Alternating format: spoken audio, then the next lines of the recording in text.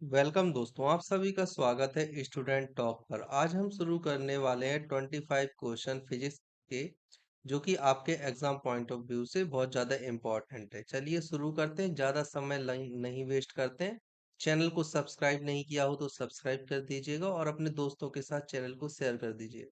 आज का पहला क्वेश्चन आपसे पूछा गया है, किसी मनुष्य के शरीर का तापक्रम कितना होता है। देखिए, आपके ऑप्शन यहाँ पर दिए गए हैं। 65 डिग्री, 95 डिग्री, 98 डिग्री या 99 डिग्री। देखिए, यहाँ पर डिग्री नहीं है, फ़ारेनहाइट में है ना। इसे फ़ारेनहाइट आप कर लीजिएगा। ओके, ये फ़ारेनहाइट है। तो कितने डिग्री फ़ारेनहाइट होता है?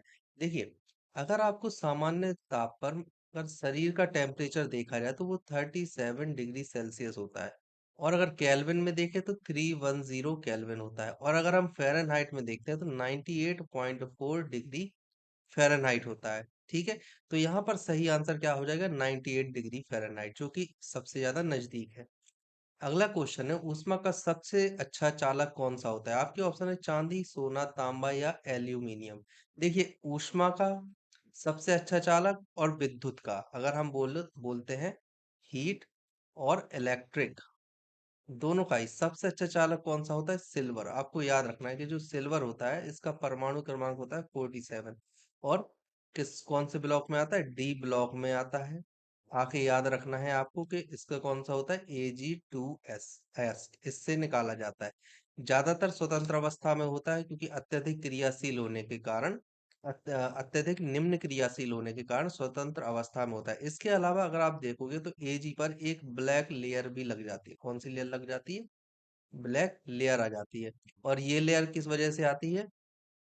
इसके ऑक्सीकरण से, ऑक्सीडेशन की प्रोसेस होती है जिस वजह से ब्लैक लेयर आ जाती है इस पर। ठीक है, ये चीजें आपको याद रखनी है चांदी के लिए। इसका सही आंसर क्या हो जाएगा? ऑप्शन ए, चांदी। चलिए अगला क्वेश्चन हम देखते हैं, निम्नलिखित में से किसकी ऊष्माधारिता अधिक है? ऊष्माधारिता मतलब, ऊष्माधारिता को आप इस तरह से रिप्रेजेंट कर लीजिए जैसे आपने कोई पदार्थ लिया। ठीक है, कोई पदार्थ लिया आपने और इस पदार्थ की मात्रा है 1 ग्राम। तो ये कितनी ऊष्मा अपने अंदर रख सकता है? कितनी ऊष्मा अपने अंदर समेट कर रख सकता है? ठीक है ना।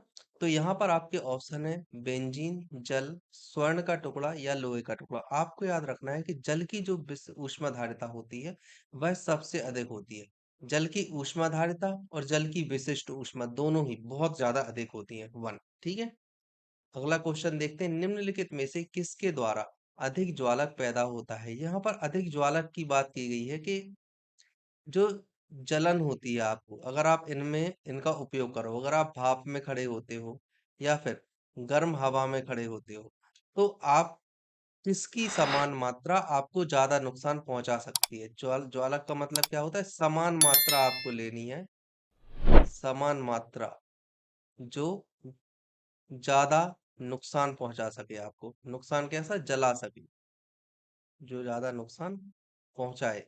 तो अगर आप इन चारों की समान मात्रा लोगे, भाप की, गर्म हवा की, सूर्य किरण और ये सभी, मतलब अगर आप इन तीनों की समान मात्रा लोगे तो सबसे ज्यादा जलन आपको भाप के द्वारा होगी। अब भाप के द्वारा क्यों होगी? जो भाप होती है, भाप में होती है गुप्त ऊष्मा।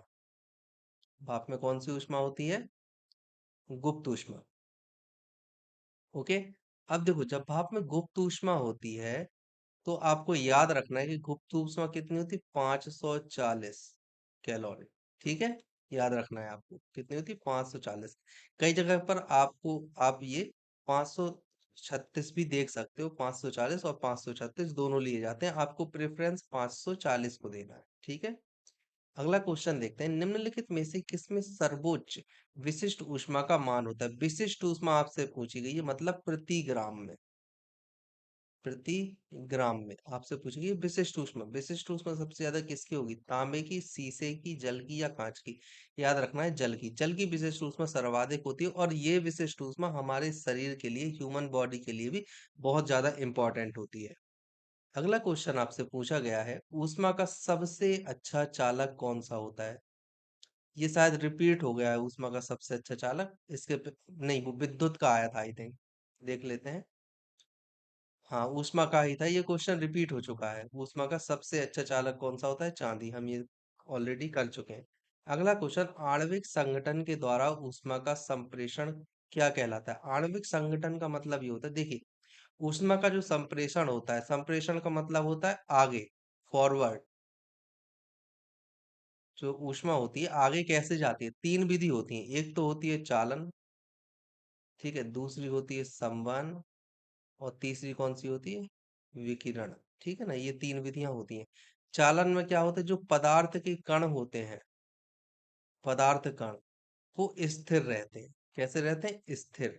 और अपनी जगह पर करते रहते हैं कंपन, जिसकी वजह से ऊष्मा एक से दूसरे में, दूसरे से तीसरे में चली जाती है। अगर हम संवहन की बात करें, तो जो पदार्थ के कण होते हैं, वह कैसे होते हैं? गतिमान। गतिमान होते हैं। गतिमान होने की वजह से ये खुद ऊष्मा देते हैं दूसरी जगह पर। ये है। जैसे अगर आप जल को देखो, उदाहरण के लिए अगर आप जल लेते हो, इस तरह से जल भरा हुआ है, और जब आप पानी को नीचे से गर्म करोगे, फ्लेम लगाकर यहाँ पर जब आप पानी को गर्म करोगे, तो ये कण गर्म होने के पश्चात ऊपर चले जाएंगे। और जब ये कण गर्म हो जाएंगे, ऊपर चले जाएंगे, और गर्म करोगे तो ये वाष्प रूप में ऊपर उड़ जाएंगे। और ऊपर वाले कण जो सबसे सतह पर होते हैं, वो सबसे ज्यादा शीतल होते हैं जब आप गर्म कर रहे होते हो पानी को। ये भारी होते हैं। तो जब ये हल्के कण ऊपर जाते हैं, ये वाले हल्के कण जब ऊपर जाएंगे, तो भारी कण नीचे आ जाता है। समझ गए? इससे बोलते हैं कि पदार्थ संवहन विधि। संवहन विधि में क्या होता है, पदार्थ के कण अपनी स्थान से गतिमान अवस्था में आ जाते हैं। और विकिरण, विकिरण तो विकिरण के द्वारा ही होता है। इसमें ना तो पदार्थ के कण गति करते हैं, और ना ही कंपन करते हैं। इसमें विकिरण के माध्यम से, जैसे सूर्य के द्वारा जो ऊष्मा मिलती है, उसे हम विकिरण के माध्यम से लेते हैं। अब आपसे पूछा गया है आणविक संगठन। आणविक संगठन के कारण क्या हुआ, जब पदार्थ के कण एक स्थान से दूसरे स्थान पर जा रहे हैं, मतलब कि पदार्थ के कण, पदार्थ के कण क्या कर रहे हैं? अपना स्थान बदल रहे हैं। क्या कर रहे हैं? अपना स्थान बदल रहे हैं। अगर अपना स्थान बदल रहे हैं, तो ये कौन सी प्रोसेस में होता है? संवहन में। ये विकिरण में नहीं होता है, चालन में नहीं होता, प्रकीर्णन नहीं, संवहन में होता है। ठीक है, अगला क्वेश्चन हम देखते हैं, निम्नलिखित द्रवों में कौन सा ऊष्मा का बहुत अच्छा चालक होता है? ऊष्मा का चालक निम्नलिखित द्रवों में आपको बताना है, ईथर, बेंजीन, पारा या पानी। आप में से बहुत सारे लोग हो सकता है इसमें पानी लगा दे, पर पानी गलत है। इसका सही आंसर है पारा। देखिए, पारा क्या होता है? पारा Hg, और इसका होता है 80 परमाणु क्रमांक। अगर ये देखा जाए, इसमें दो तीन चीजें आपको याद रखनी है। धातु है, कैसी धातु है? द्रवित। और कैसी है? ऊष्मा की चालक। लेकिन जो पूछा जाने वाला क्वेश्चन है वो ये है कि ये कैसी है? विद्युत की कुचालक। मतलब धातु होते हुए भी विद्युत की कुचालक है ये चीज आपको याद रखनी है। ऊष्मा की सबसे अच्छी चालक है मरकरी। और मरकरी क्रिया करके क्या बनाता है? अमलगम। ठीक है, मरकरी अभिक्रिया करके अमलगम बनाता है। मरकरी मरकरी केवल अमलगम बनाता है। ओके, ये चीजें आपको मरकरी के बारे में याद रखनी है। अगला क्वेश्चन हम देखते हैं, ठोस से द्रव में पदार्थ के अवस्था परिवर्तन को क्या कहते हैं? ठोस से द्रव, ये था अपने पास सॉलिड स्टेट में। सॉलिड स्टेट से आती है लिक्विड। ठीक है, लिक्विड स्टेट में। और लिक्विड स्टेट से हमारे पास में क्या आता है? गैसियस अवस्था। ठीक है ना, गैसियस अवस्था आती है। अब सॉलिड मतलब आपसे पूछा गया, मान लीजिए कोई आइस थी, आइस किस में बदली? वाटर में। और वाटर किस में बदला है? वाष्प में, मतलब वेपर में। ठीक है। अब ये वाली जो रिएक्शन होती है, ये वाली रिएक्शन, इसे हम बोलते हैं गलन। ये वाली रिएक्शन होती है, इसे हम क्या बोलते हैं? वाष्पन। ठीक है। और अगर हम इसके और ऊपर जाएं, तो जो ये वाली रिएक्शन होती है, आइस से सीधा वेपर बनना, इसे हम बोलते हैं सब्लिमेशन या ऊर्ध्वपातन। ऊर्ध्वपातन या सब्लिमेशन। ठीक है, इसे मेल्टिंग, और इसे बोलते हैं वेपराइजेशन, और ये होती है ऊर्ध्वपातन। तो आपसे पूछा गया ठोस से द्रव, ठोस से द्रव, ठोस से द्रव में बदलना क्या होता है? गलन होता है। Option B. ओके, 109 का आंसर क्या हो जाएगा? Option B. चलिए, अगला क्वेश्चन देखते हैं। अगला क्वेश्चन आपसे पूछा गया है, ठोस कपूर से कपूर वाष्प बनने की प्रक्रिया को बताइए। कपूर ठोस है, इससे वाष्प बन रहा। अगर आप देखो तो आपसे बोला गया सॉलिड कपूर है। ठीक है ना, और इससे क्या बन रहा है, आपको गैस में कन्वर्ट हो रहा है। अगर गैस में कन्वर्ट हो रहा है तो इस क्रिया को हम क्या बोलेंगे, सबलीमेशन। क्या बोलते हैं, सबलीमेशन या ऊर्ध्वपातन। ऑप्शन ए सही है। अगला क्वेश्चन आपसे पूछा गया है, किसी द्रव का उसके क्वथनांक से पूर्व उसके वाष्प में वो बदलने की प्रक्रिया को क्या कहते हैं।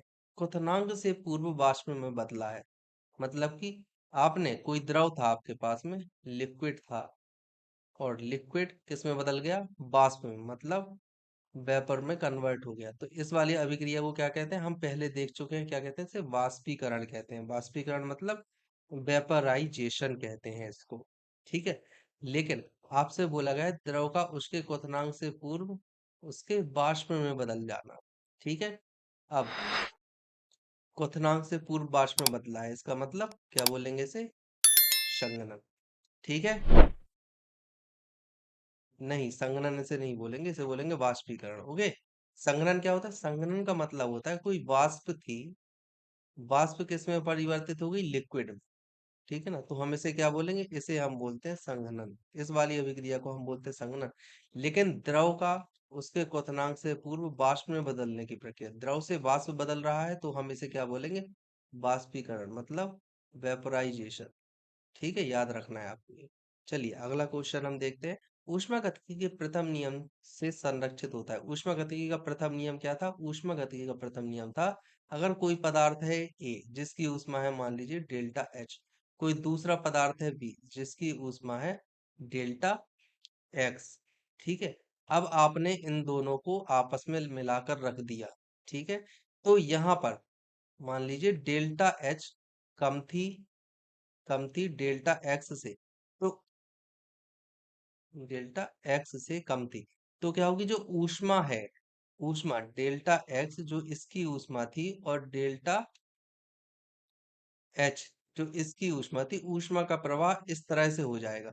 मतलब कि ऊष्मा को आपने उत्पन्न नहीं किया, ऊष्मा को ना तो आप उत्पन्न कर रहे हो, ना तो उत्पन्न कर रहे हो, और ना ही नष्ट कर रहे हो, ना ही नष्ट कर रहे हो। क्या हो रहा है, इसका रूपांतरण हो रहा है, स्थानांतरण हो रहा है, रूपांतरण या स्थानांतरण होता है।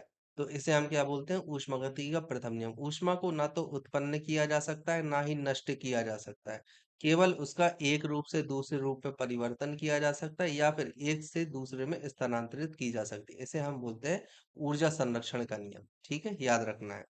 अगला क्वेश्चन हम देखते हैं, यदि किसी स्थान के तापमान में सहसा वृद्धि, मतलब अचानक आपने वृद्धि कर दी, तो आपेक्षिक आर्द्रता क्या होगी। अगर टेम्परेचर, देखिए टेम्परेचर जो होता है डेल्टा टी, वो व्युत्क्रमानुपाती होता है आपेक्षिक आर्द्रता के। अगर हम इसको माने टेम्परेचर, टेम्परेचर, तो ये व्युत्क्रमानुपाती किसके होता है, आर्द्रता के। आर्द्रता को क्या कहते हैं, बताइए। आर्द्रता को कहते हैं ह्यूमिडिटी, ह्यूमिडिटी। ठीक है ना। तो इसके विपरीत होता है, अगर आपने टेम्परेचर बढ़ा दिया तो आर्द्रता क्या हो जाएगी, कम हो जाएगी। ठीक है, मतलब घटती है। Option B. अगला क्वेश्चन आपसे पूछा गया है, ध्वनि तरंगों की प्रकृति क्या होती है। देखिए दो प्रकार की तरंगें होती हैं, मैं आपको बताऊं। एक होती है यांत्रिक तरंग, और एक होती है विद्युत चुंबकीय तरंग, है ना। जो यांत्रिक तरंग होती हैं उनके लिए जरूरत होती है माध्यम की गमन करने की, और इनके लिए ना माध्यम, मतलब माध्यम की आवश्यकता नहीं होती है। अब जो ध्वनि होती है, ध्वनि कैसी तरंग होती है, ध्वनि होती है यांत्रिक तरंग, और यांत्रिक तरंग मतलब माध्यम की आवश्यकता पड़ती है, तो इन्हें हम बोलेंगे अनुदैर्ध्य तरंग। ठीक है ना, अनुदैर्ध्य तरंग बोलते हैं। और इसको क्या बोलते हैं, इसको बोलते हैं अनुप्रस्थ तरंग, अनुप्रस्थ तरंग बोलते हैं। तो ध्वनि कैसी तरंग है, अनुदैर्ध्य। अनुदैर्ध्य तरंगे वो तरंगे होती हैं जिनके लिए माध्यम की आवश्यकता होती है। इनके लिए क्या करना है, माध्यम जरूरी होता है। वहीं अगर हम अनुप्रस्थ की बात करें तो जरूरी नहीं होता है माध्यम। ठीक है, ऑप्शन ए सही है। अगला क्वेश्चन, ध्वनि की चाल अधिकतम होती है, आपको बताना है ध्वनि की चाल अधिकतम की कहाँ होती है। साउंड साउंड वेलोसिटी की आपसे बात की जा रही है। देखिए, तीन तरह के पदार्थ हैं मेनली देखे जाए तो, सॉलिड, फिर होता है लिक्विड, और फिर होता है गैस। तो ध्वनि की चाल सबसे ज्यादा होती है सॉलिड में, फिर लिक्विड में, और फिर होती है गैस में। अब देखिए, यहाँ पर जल लिक्विड है, वायु कैसी है, गैस है, निर्वात कुछ भी नहीं, और इस्पात कैसा है, सॉलिड। तो सबसे ज्यादा कहाँ होगी, सॉलिड में। ओके, अगला क्वेश्चन हम देखते हैं, कौन सी प्रक्रिया प्रकाश और ध्वनि दोनों में घटित नहीं होती, दोनों में ही घटित नहीं होती।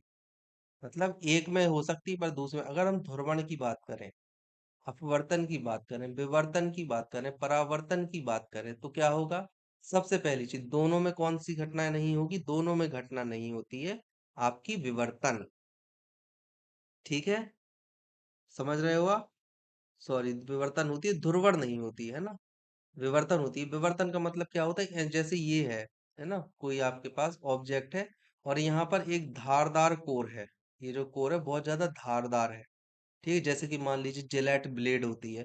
तो यहाँ पे क्या होती है, जब कोई तरंग टकराती है, ध्वनि या प्रकाश तरंग, तो ना चाहते हुए भी इस धारदार प्लेट के थोड़ा पीछे तक भी चली जाती है टकराने के बाद।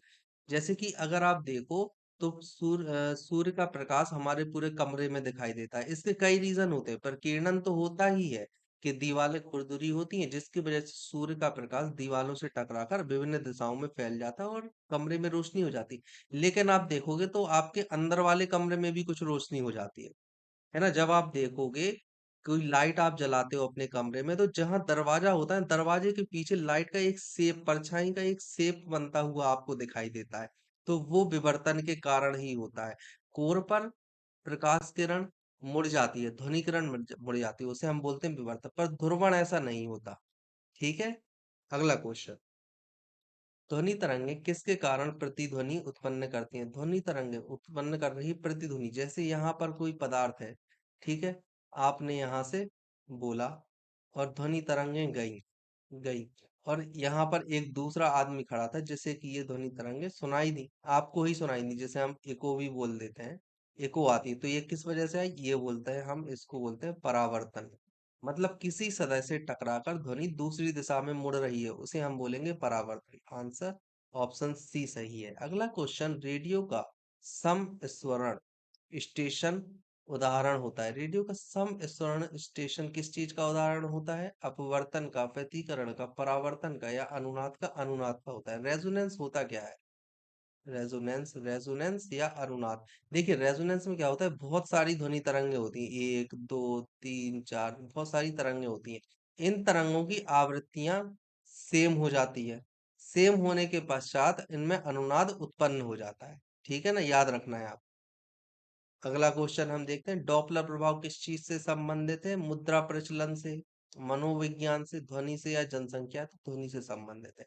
डॉपलर प्रभाव में क्या होता है, जैसे मान लीजिए आप यहाँ पर खड़े हो, यहाँ पर कोई दूसरा व्यक्ति खड़ा है, ये दूसरा व्यक्ति खड़ा है, ये पहला पर्सन, और ये दूसरा आदमी खड़ा है। आपने कोई चीज बोली, ठीक है, आपने कोई चीज बोली, या ट्रेन आ रही है, मान ली ट्रेन का उदाहरण सबसे अच्छा है, यहाँ से एक ट्रेन T1 आ रही है, यहाँ से एक ट्रेन T2 आ रही है, या फिर यहाँ से एक ट्रेन T3 आ रही है।